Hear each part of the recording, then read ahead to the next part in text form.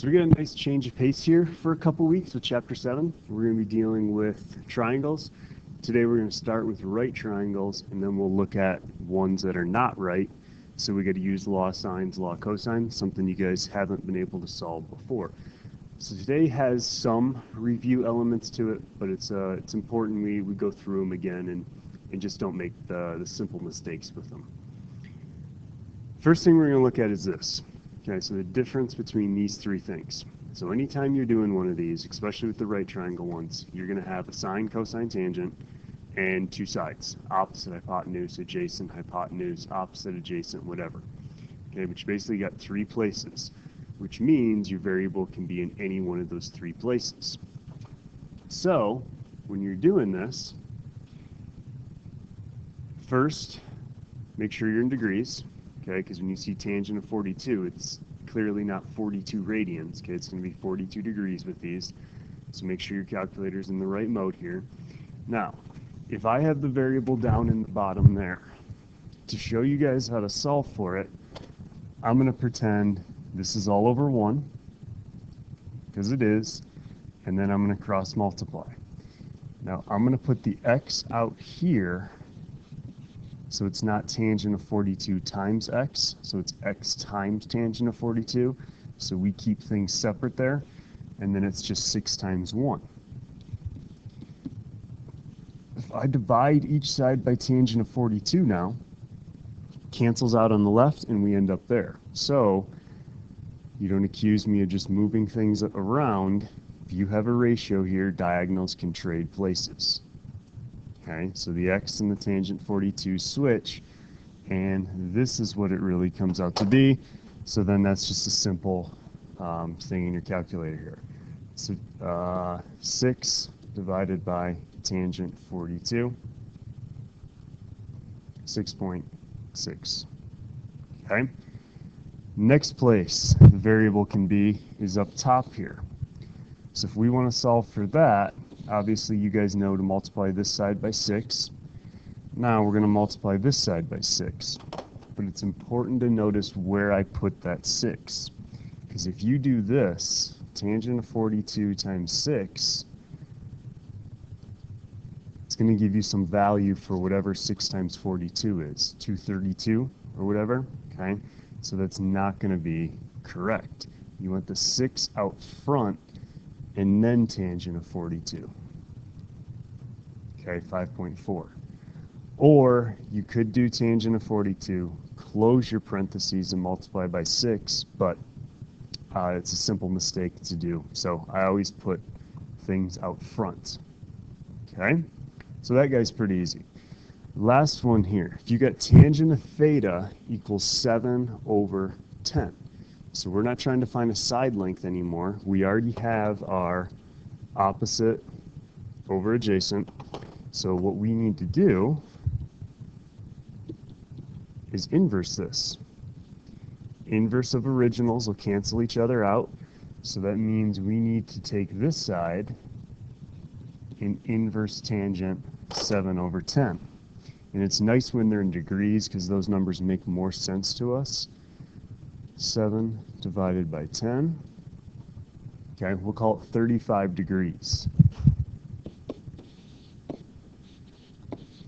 Now, one way you can check if that's correct is where tangent's positive, quadrant 1 or quadrant 3.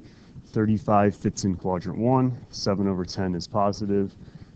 Understand tangent is 7 over 10 also at 180 plus our answer, but we clearly can't have a 214 in a triangle, so we have to stick with 35. Okay? You're going to see a lot of problems like this. There's 6 things in a triangle. If it's a right triangle, one of them's already given to you, so we only really have 5 things left. Okay? So basically we just want to find all these things here. Notice they use alpha, beta for angles.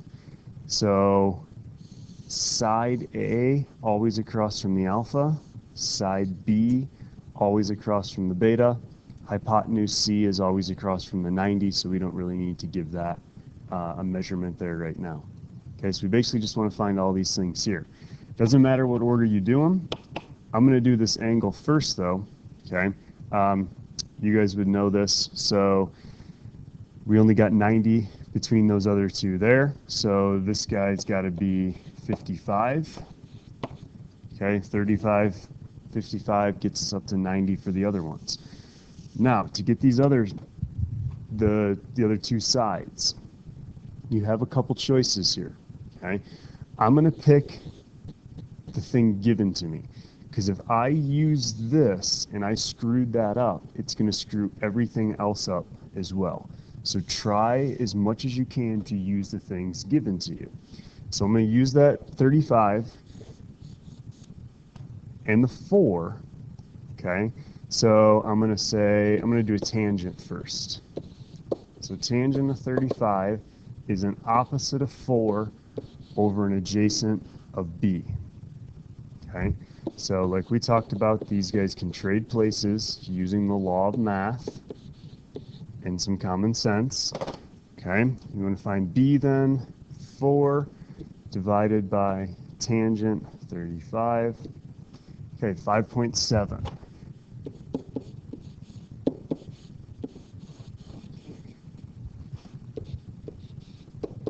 Now, you could use Pythagorean theorem with the 4, with the 5.7 to get C. But if you screwed up this 5.7, it's going to screw up C for you as well. So we're going to see if we can get C a different way. I'm going to go back to this 35 and say, I know the 4, I know the 35, I want C. So I could do sine of 35 is 4 over C, hypotenuse. Again, these guys trade places.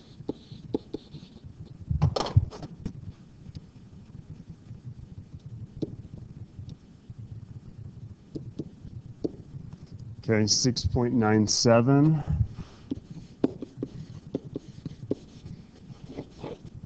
Now, we know that's correct because it's bigger than our B, it's bigger than the 4. Okay, you could do Pythagorean theorem and check as well, but the idea is try and use what's given to you. Because if you screw one thing up, everything you use with it is also going to be screwed up. Okay, so there's my missing pieces. Couple definitions, terminology things here. So you may have done a couple problems with these before.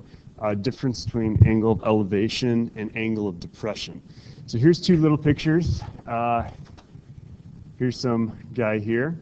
So he's looking at some UFO in the sky. Okay, angle of elevation is basically like you take your sight line, you're looking straight ahead like this. Whatever you have to tilt your head or your eyes up to see. Okay, so you're looking straight ahead at somebody, you see something in the sky, you have to tilt your head up. So your angle of elevation's down here, here's the theta, here's your line of sight now. So your horizontal you used to be looking at, here's the new distance you're looking at now with an angle of elevation there. Okay? The same way an angle of depression, so let's pretend this guy's up on a mountain here. The UFO crashed in the water down here. So he's looking straight ahead this way. Okay? He catches something down here. He's got to tilt his head down.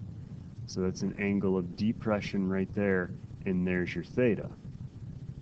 Here's his line of sight coming down this way. Now, one thing you can do with these are, because you know his line of sight, well, his original line of sight, parallel to the water here, you put in this line of sight there, you go back to geometry, alternate interior angles, because the water and this are parallel, there's your Z pattern. So angle of depression is actually an angle of elevation down here, if the UFO were to be looking up at the guy.